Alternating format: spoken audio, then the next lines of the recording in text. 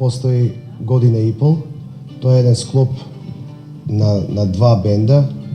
Бендот Амајлија, во кој што јас работев и творевме заедно, и бендот Дуле и Коки, односно дуото Дуле и Коки.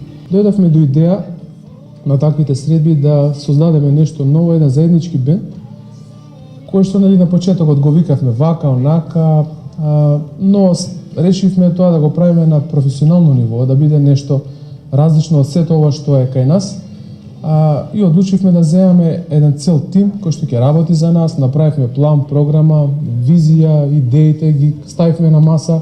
Тие имаа што да покажат, ние имавме исто што да покажеме, зошто да не го искористиме, кажавме, тоа сето заедно.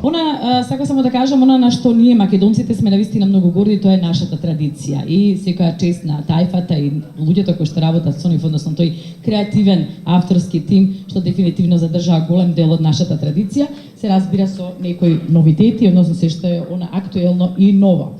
Вие видовте и слушнавте кои се луѓето на овој албум, но јас би сакала и да ги споменам, дел од нив се тука, па се разбира би било убаво повторно да ги поздравиме. Ќе кажам дека албумот, уште еднаш повторувам, пак ќе кажам, слушнавте, ама да кажам, се состои од 9 композиции, меѓу кои носичката на албумот е Еден пат за еден живот, потоа Галичка, Јас со тајфа идам, Пушти коси, единствената преработка од Зијан, Едномирно топло лето, Налет злато дае.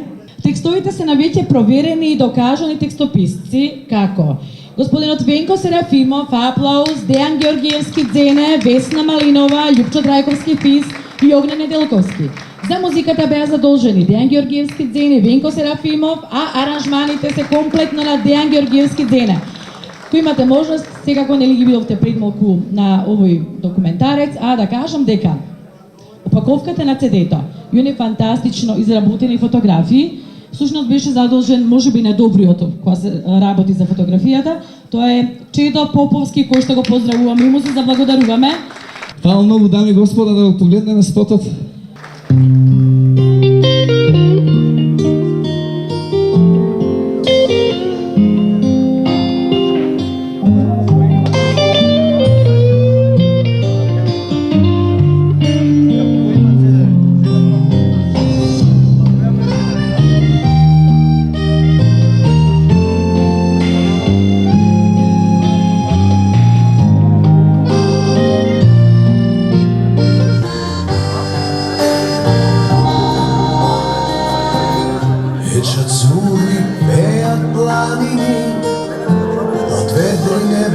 Грмата пани, Галички.